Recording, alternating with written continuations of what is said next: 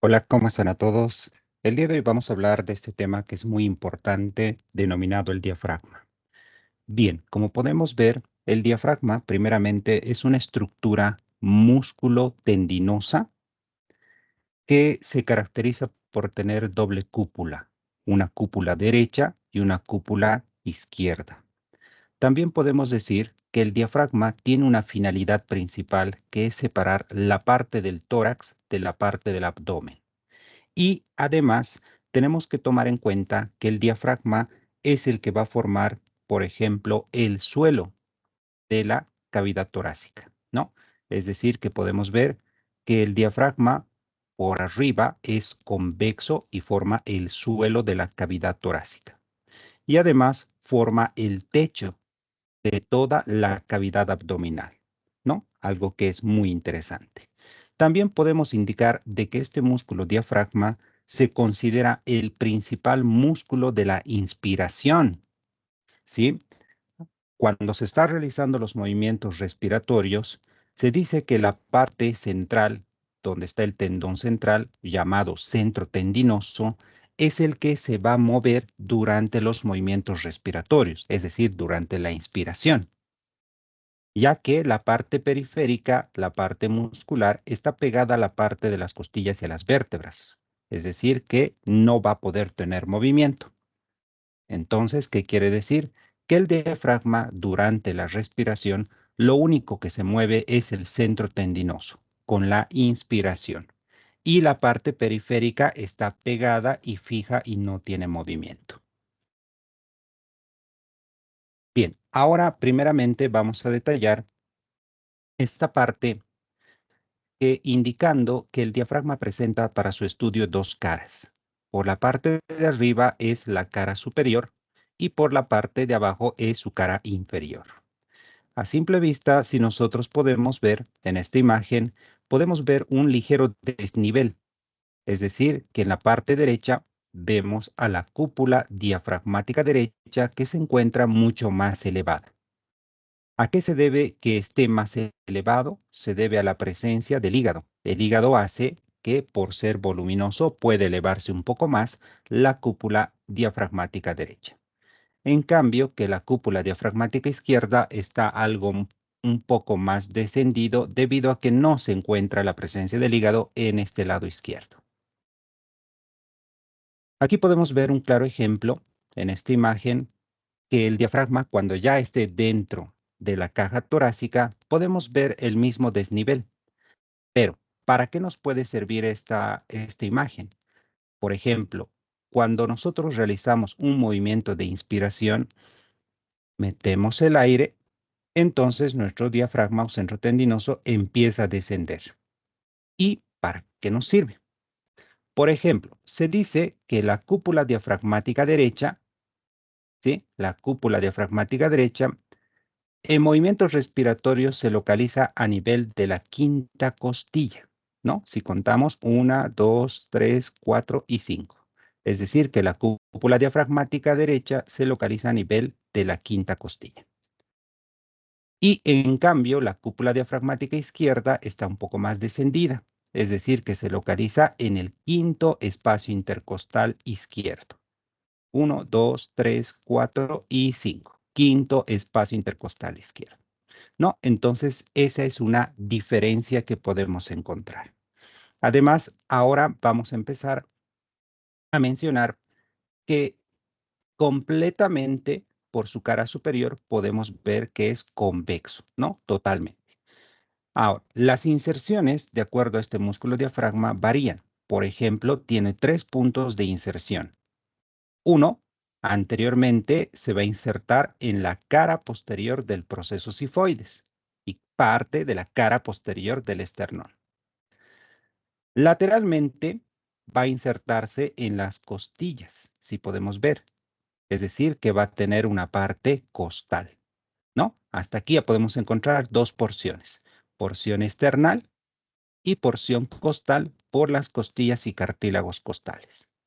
Le damos la vuelta y podemos ver que también el diafragma tiene una porción vertebral. Esa porción vertebral, o otros lo llaman porción lumbar, porque se va a insertar en las vértebras lumbares. Entonces, con eso podemos indicar que nuestro diafragma tiene tres porciones principales: porción esternal, porción costal y porción vertebral o porción lumbar.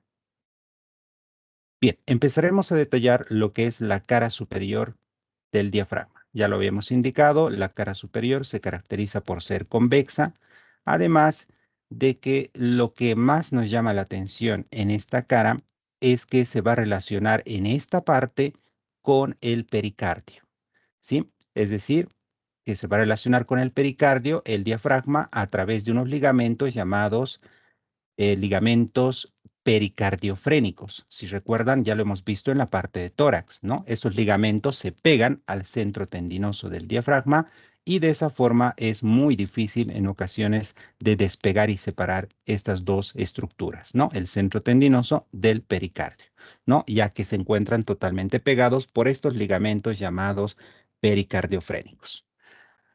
Ahora, ya dijimos que se relaciona con el pericardio, pero detallaremos esta cara superior. Lo primero que podemos encontrar en esta cara superior es, y lo que nos llama la atención, dos porciones. La primera porción que vemos acá es la central y la segunda porción es la parte periférica. La parte central es llamada también centro tendinoso del diafragma porque tiene ese aspecto de tendón. Y además, podemos decir que la forma del centro tendinoso es que tiene la forma trifoliada. ¿Por qué se la denomina trifoliada? Porque se asemeja a un trébol de tres hojas, que tuviera una hoja por el lado derecho, por la parte anterior y por el lado izquierdo, ¿no? Es como un trébol de tres hojas. Por eso se lo denomina por la forma trifoliada. Bien, lo que más le llama la atención a este centro tendinoso es que va a presentar en el lado derecho, va a presentar un orificio que se llama el hiato de la vena cava, donde pasa la vena cava inferior que va a ingresar directamente hacia el corazón.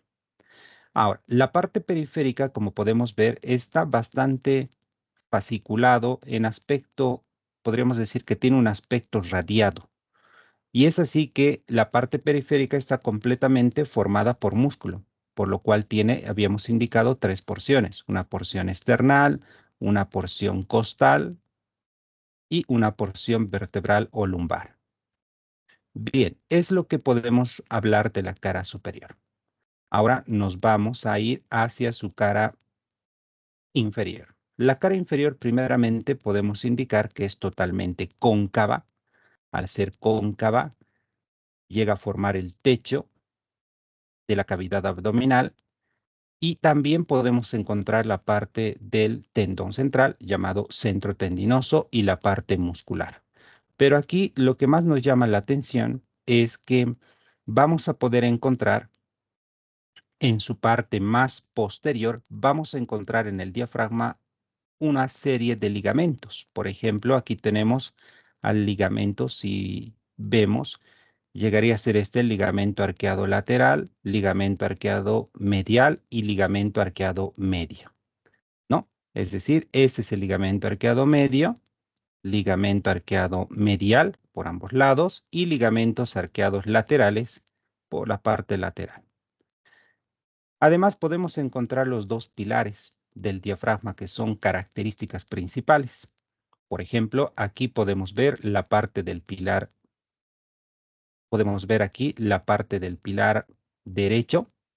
Su principal característica es que es grueso y es bastante largo. Este aproximadamente va a llegar y va aproximadamente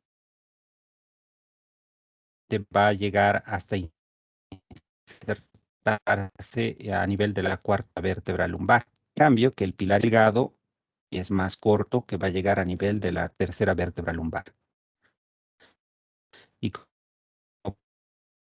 podemos ver aquí el pilar derecho y pilar izquierdo que llegan a formar el ligamento arqueado medio y además formar lo que es el hiato aórtico.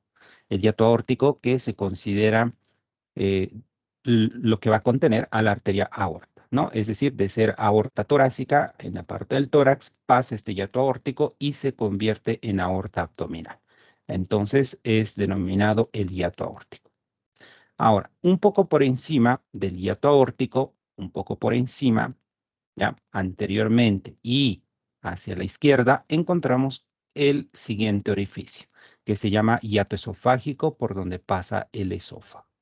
Y así con eso completaríamos los tres orificios principales que tiene el diafragma, es decir, el hiato de la vena cava, que lo vimos en el centro tendinoso, el hiato aórtico, que está entre los dos pilares, y el hiato esofágico, que está entre estos dos y un poco inclinado hacia el lado izquierdo.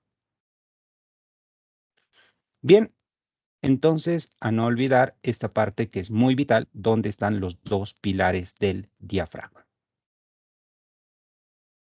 Ahora vamos a detallar un poquito más sobre los orificios del diafragma. Como podemos ver acá, aquí tenemos la parte de estos tres orificios. Esta imagen que estamos viendo es una imagen vista lateral para poder ver a qué nivel se localizan los orificios, los tres orificios principales del diafragma.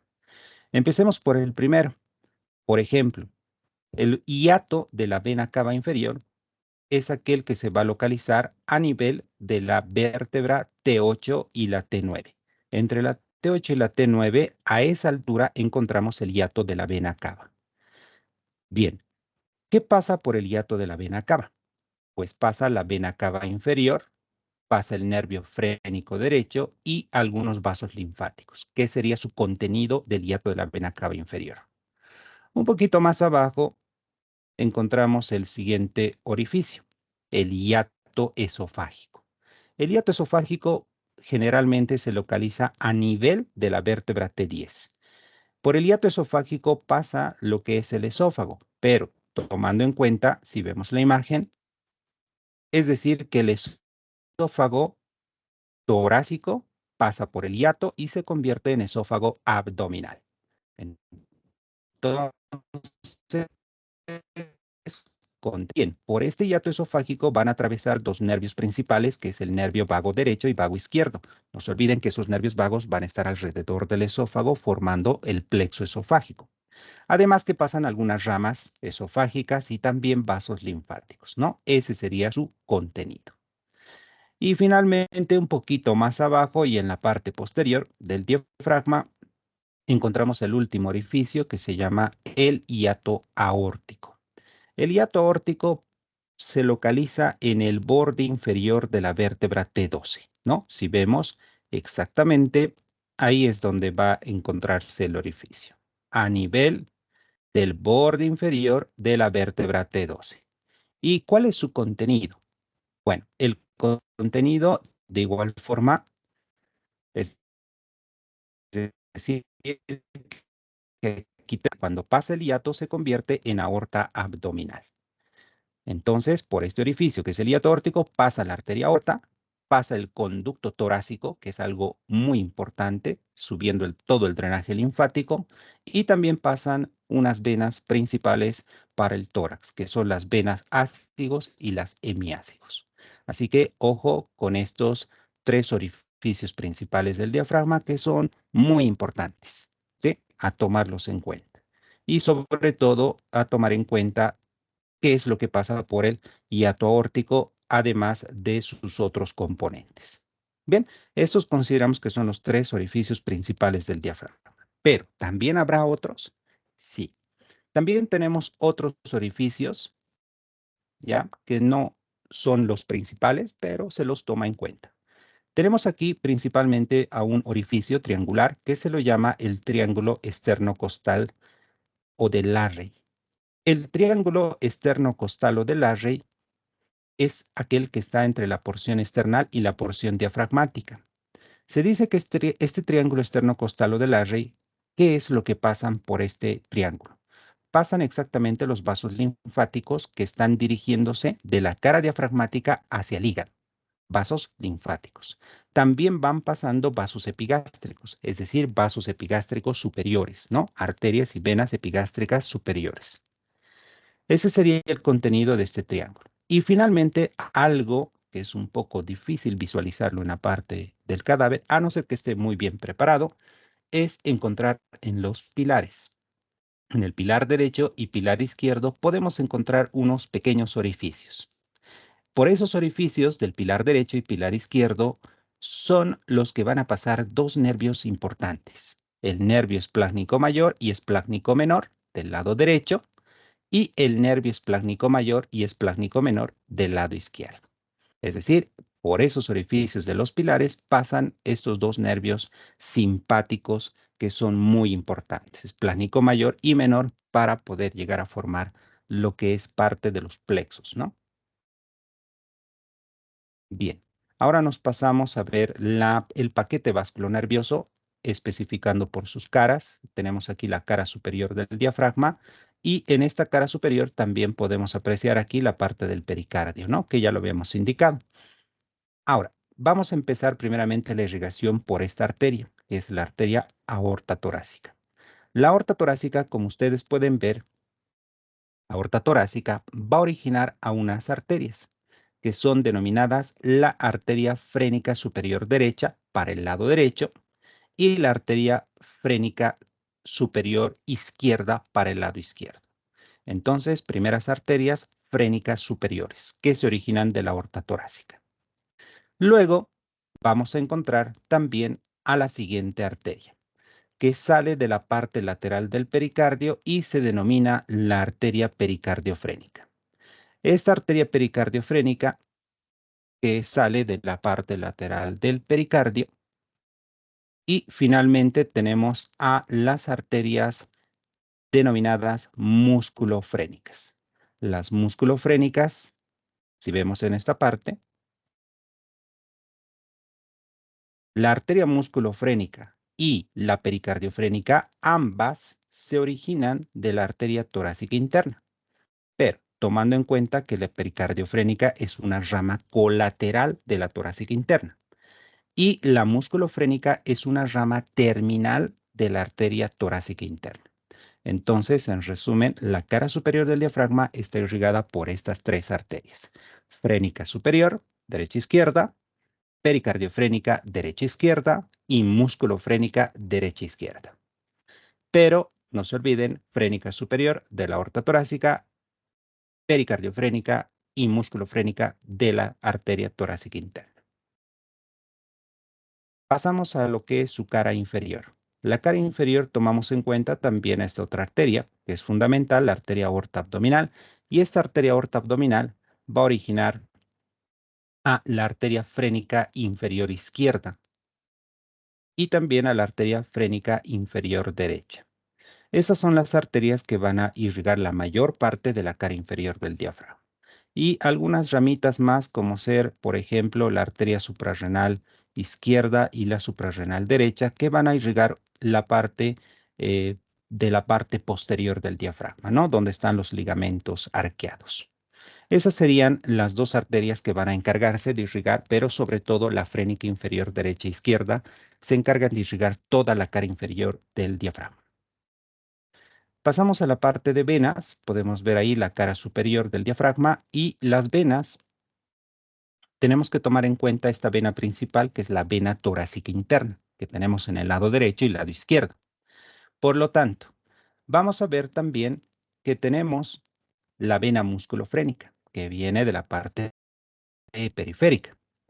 La vena musculofrénica, si vemos, va a recoger la sangre venosa del diafragma y la va a desembocar en la vena torácica interna. También acuérdense que del pericardio, ¿ya? Y de la parte del centro tendinoso viene la vena pericardiofrénica. Y esta vena pericardiofrénica viene y desemboca también en la vena torácica interna. Entonces, la vena musculofrénica y la vena pericardiofrénica van a desembocar en la vena torácica interna, tanto en el lado derecho como en el lado izquierdo.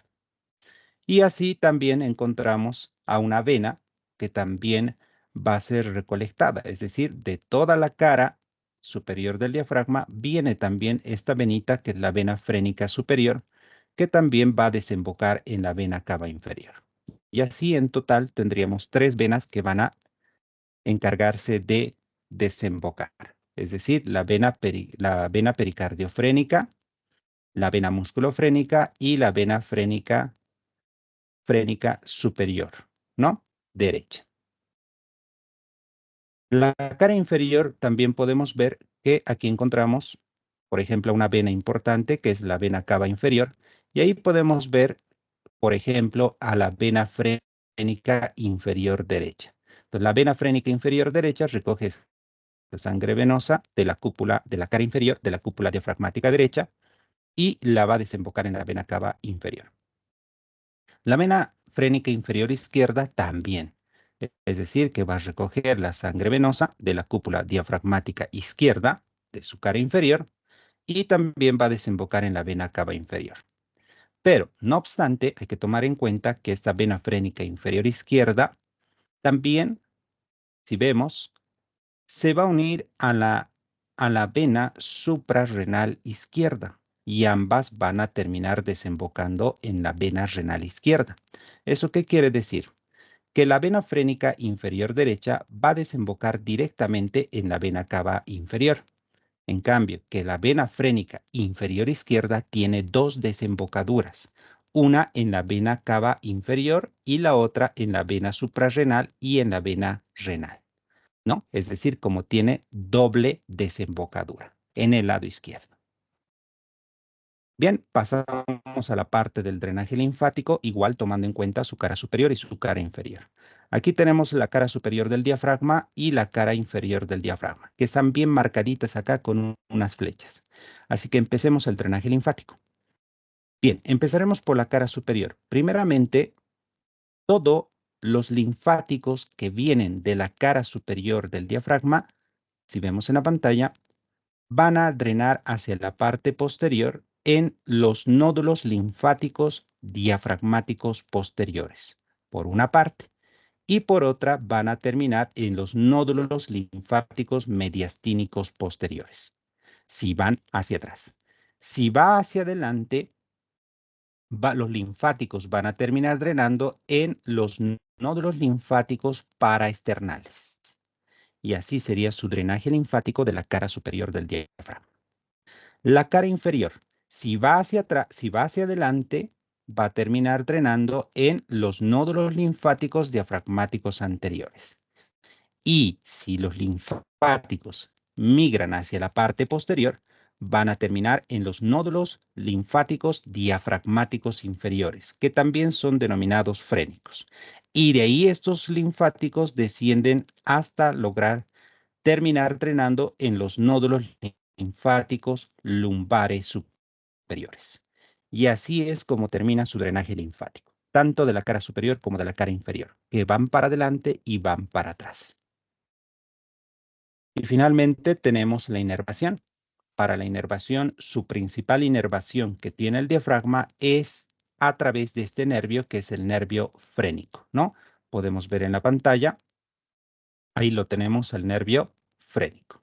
Entonces, este nervio frénico que ustedes ven por el lado derecho y nervio frénico por el lado izquierdo, pues estos tienen un origen principalmente en la C3, C4 y C5. ¿Sí? Y de la C3, C4 y C5, cervical 3, cervical 4, cervical 5, principalmente de la C4.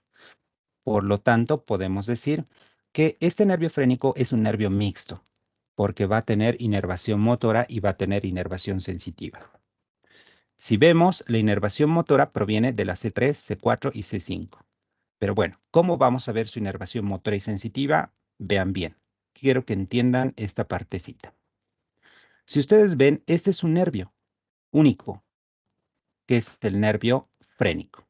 Por tanto, este nervio frénico, si ven, va a presentar algunas ramas.